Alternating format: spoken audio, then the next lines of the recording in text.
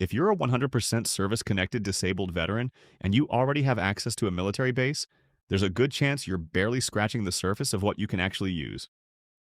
Most veterans know about the commissary, they know about the exchange.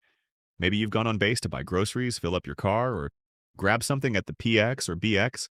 But there's another part of military installations that I don't think veterans talk about nearly enough: morale, welfare, and recreation, usually just called MWR. And depending on the installation near you, this can include everything from gyms and swimming pools to golf courses, bowling alleys, campgrounds, RV parks, cabins, boats, kayaks, camping equipment, outdoor recreation programs, and even military vacation properties. So today I want to show you what MWR actually is, what you might find at your local installation, and why 100% disabled veterans should probably be paying a lot more attention to this benefit. First, let's clear up who can actually use this stuff. According to the Department of Defense's Military One source, honorably discharged veterans with a 100% service-connected disability generally have unlimited access to MWR programs and services. That's important because MWR access isn't necessarily the same for every veteran. Veterans with other service-connected disability ratings received expanded access to certain MWR retail activities beginning in 2020, but 100% service-connected disabled veterans already had broader privileges under Department of Defense policy. And if you're rated 100%, you're also generally eligible for a Department of Defense Uniformed Services Identification Card. So if you're 100% permanent and total, and you've already gotten your DoD card, that little card may unlock considerably more recreation than you realize. Now let's talk about what MWR actually offers. And we'll start with one of my favorites: outdoor recreation. Many military installations have an outdoor recreation office, sometimes called ODR, and this is where things get interesting.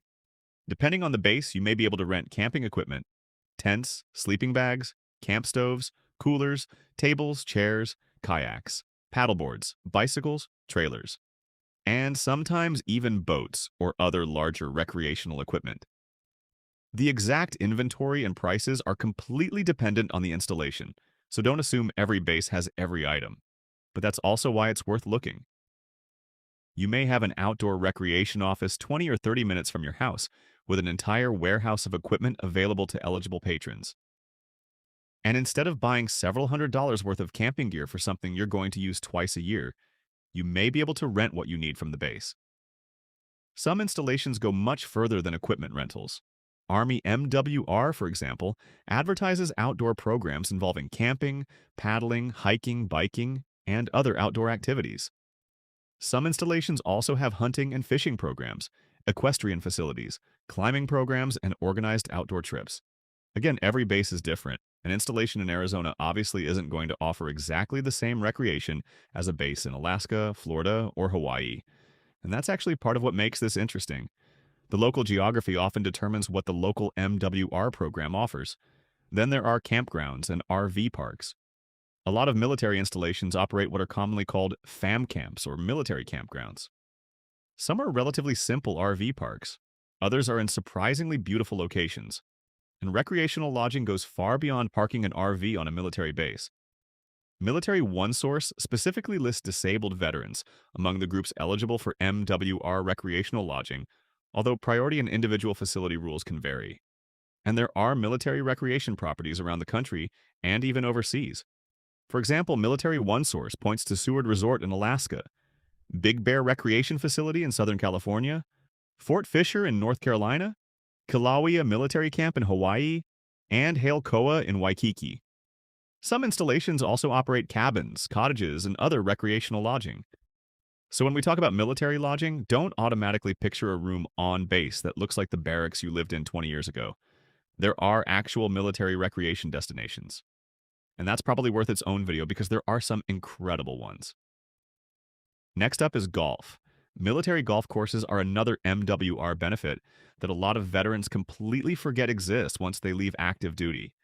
There are golf courses on military installations across the country, and eligible MWR patrons may be able to use them. The pricing and access rules vary. Some military golf courses are even open to members of the general public. Others are more restricted. But if you play golf and you live near a military installation, I would absolutely check the local MWR website before paying full price somewhere else. Then we have bowling centers. This one probably brings back some memories for anyone who spent enough time on military bases. Bowling is a traditional MWR activity, and many installations still operate bowling centers. Some have food, leagues, special events, and discounted games. It's not going to save you thousands of dollars a year, but that's kind of the point of this video. There are all these smaller benefits sitting on military installations that you might technically have access to and simply never think about using. The same thing applies to fitness and recreation facilities. Military OneSource lists fitness, aquatics, and sports among MWR programs. Depending on the installation and local access rules, that can mean fitness centers, swimming pools, sports facilities, fitness classes, and other recreation programs. But this is an area where I would definitely check with the installation before driving over. Individual facilities can have their own schedules, capacity restrictions, and patron rules. Just because something exists on one Air Force base doesn't mean the Army post down the road operates it exactly the same way. There can also be marinas and boating facilities. If you live near a military installation on the coast or near a large lake, look at this one. Army MWR specifically includes marinas and equipment rental among recreational activities available to eligible patrons. Depending on the location, that could mean boat rentals, slips, storage, or other waterfront recreation. And some installations have things you probably wouldn't expect at all. Horse stables, movie theaters, kennels, vehicle storage, recreation centers, special events, restaurants, and clubs. The list can get surprisingly long. This is why I wouldn't search Google for something like, quote, "What does military MWR offer?" Instead, search for the actual installation closest to you, followed by the letters MWR. So, for example, Fort something MWR, Luke Air Force Base MWR, Naval Station, something MWR. Then look through the categories on that installation's website. Outdoor recreation. Recreation, fitness, golf, bowling, lodging, camping, and whatever else that particular installation operates. You might find almost nothing you're interested in, or you might discover something you've been paying for in the civilian community that was sitting on base the entire time. There's also one area I want to separate from the rest of this discussion. Tickets and travel. A lot of bases have an information, tickets and travel office, usually called ITT, or something similar depending on the service branch. But don't automatically assume that your MWR eligibility means you're eligible for every service offered by an on-base ITT office. Military OneSource currently lists more restrictive eligibility for in-person ITT than it does for general MWR access. However, there is another program called American Forces Travel, and eligibility for American Forces Travel is much broader. That includes veterans with service-connected disabilities, and according to the current eligibility rules, even honorably discharged veterans more broadly. American Forces Travel can offer access to hotels, rental cars, cruises, vacation packages, and other travel deals. We've talked about military travel benefits on this channel before, but that's another good example of how large the MWR system actually is. It's not just a bowling alley sitting next to the commissary. So here's what I would do if you're a 100% disabled veteran and you've never really explored MWR. Find the military installation closest to you, go to its official MWR website, and spend 10 minutes actually looking through every recreation category. Don't just look for the commissary. Don't just look for the exchange. See if they have outdoor recreation. Check the equipment rental list.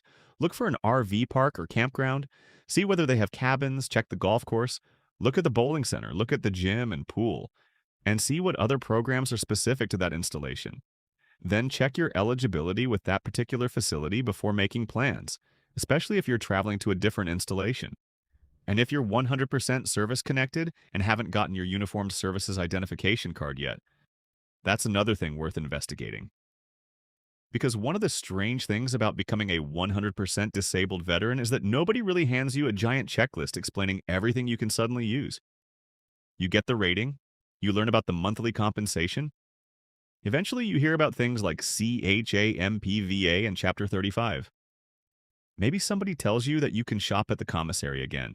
But there is an entire ecosystem of military benefits that you can easily overlook because nobody tells you to go looking for them. And MWR is one of the best examples. For me, the interesting part isn't getting a discount just because I'm a veteran. It's having access again to a recreation system that most civilians don't even know exists. Camping, boating, golf, bowling, RV parks, military recreation properties, equipment rentals, fitness facilities, and whatever strange little benefit happens to exist at the installation near you. So go look up your local MWR program. You may be surprised by what's sitting 20 minutes from your house. And I think we're going to have to do another video after this one, looking specifically at some of the best military recreation destinations in the country that disabled veterans can actually use. Because there are some really cool places hiding inside this benefit. If you're a disabled veteran and you've found an MWR benefit at your local base that other veterans should know about, put it in the comments. I'd especially like to hear what installation you're using and what you found there. And if you want more videos about benefits, travel, and resources available to veterans after leaving the military, subscribe to Beyond the DD 214.